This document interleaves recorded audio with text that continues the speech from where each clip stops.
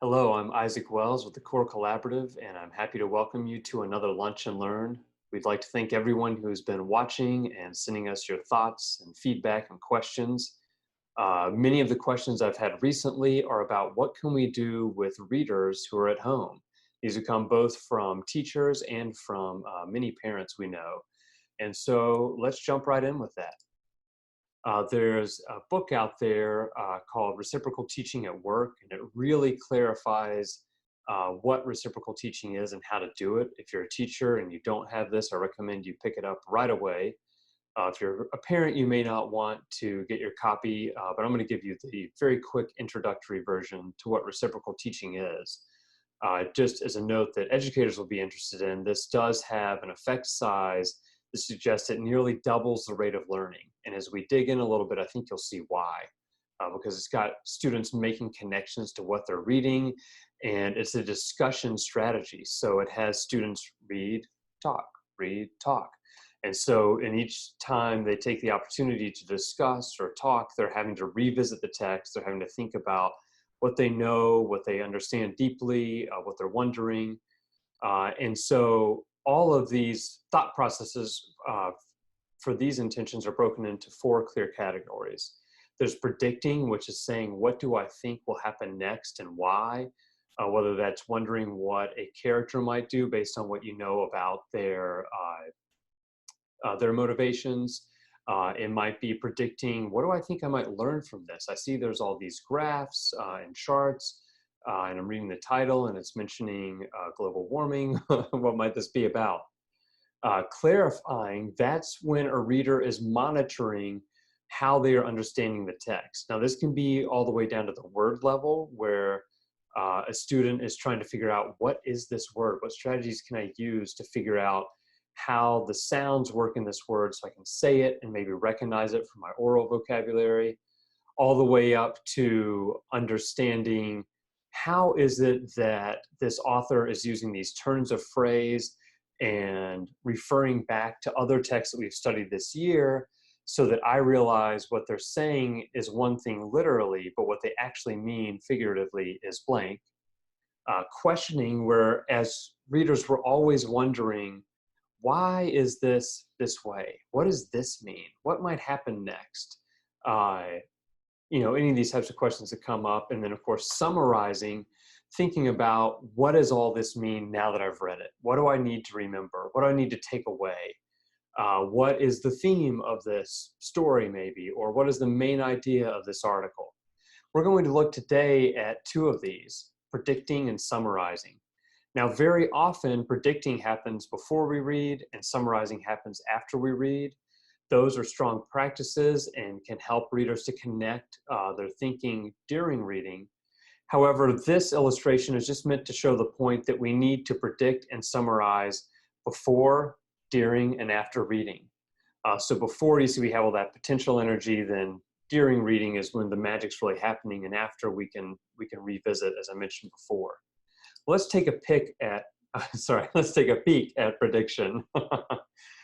So the author of Reciprocal Teaching, Gretchen O, because I'm always nervous to mispronounce her name. Lori O, because I'm always nervous to mispronounce her name, uses a crystal ball to signify prediction. I think that's so powerful. I selected this image because it reminds us that prediction is based on evidence that we have. We start to notice trends, or we're starting to draw some conclusions about the facts that are being presented, and we're starting to predict, oh, I think the author is going to try to convince me of blank, or, oh, I think this might happen next. A great example from our 1st, 2nd, 3rd grade readers might be like a Cam Jansen story, which, if you don't know, is just a little detective novel. Cam Jansen, Cam is her nickname because she has a photographic memory. After you read a couple, you realize, oh, every time something happens or something goes missing, she's going to click, look back into her photographic memory for details others have missed, and then use that to solve the mystery or to solve the crime. And same thing's happening when we're reading anything. But we need to make sure that we come back to that why. And so here are some great prompts you can use. Now, these work whether you're a teacher giving some suggested prompts for student discussions, or whether you're a parent at home having that reading time. My wife and I have been spending a lot of time with our daughter reading her new favorite series, which is The Princess in Black. I highly recommend it. uh, Beautiful illustrations and very creative storytelling, but predictable as it should be. So she now knows if the Munster ring rings, then Princess Magnolia is going to transform into the Princess in Black and jump on her trusty steed and head off to send Munsters back to Munsterland.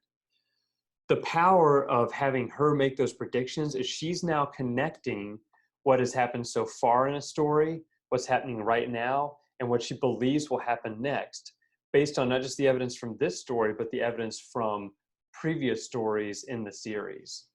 And so here are some great, prompts that you can use. If you're using these at home, this can be reading a book on the couch together. It can be saying, "Oh, you read that? Tell me what happened."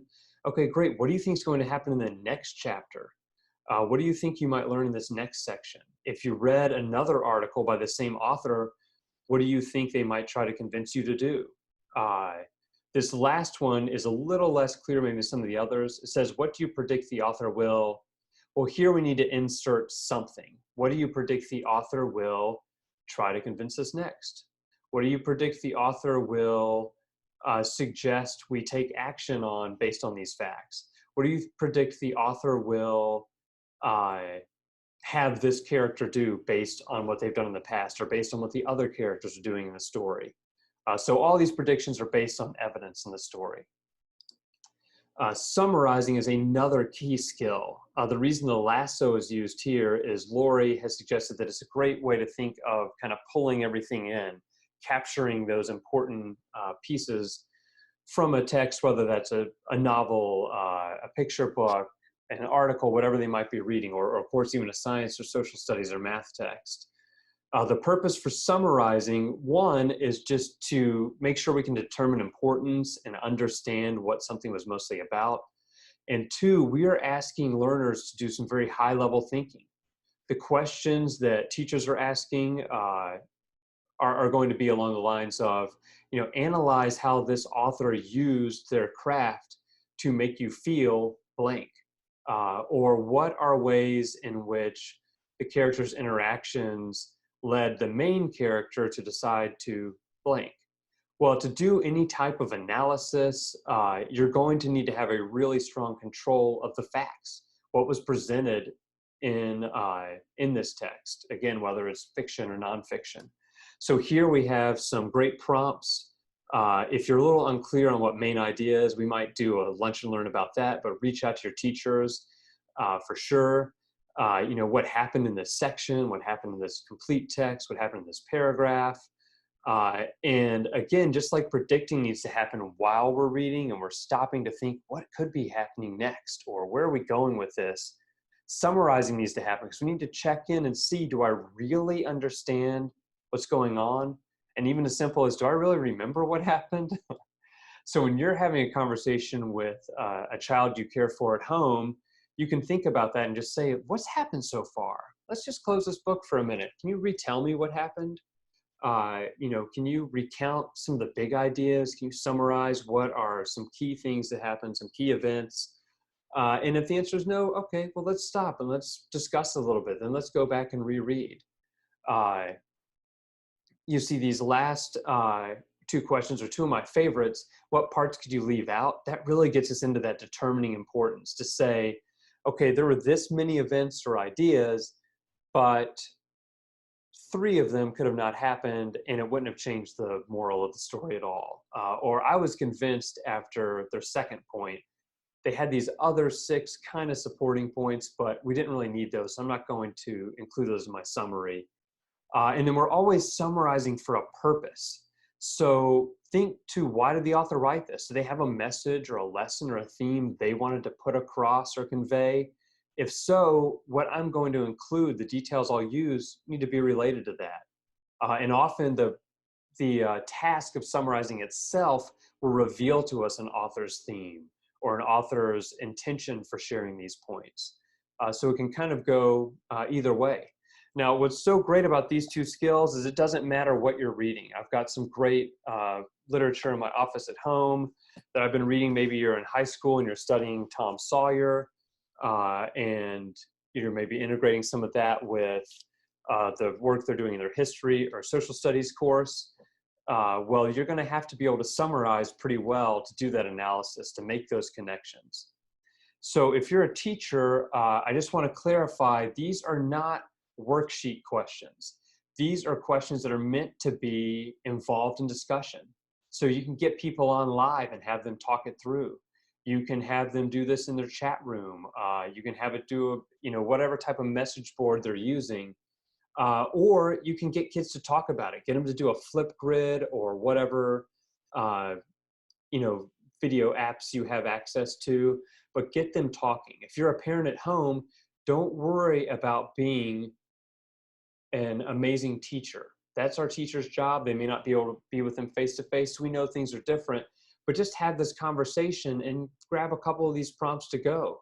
Or maybe say, okay, your teacher recommended this as one of the books you could choose from.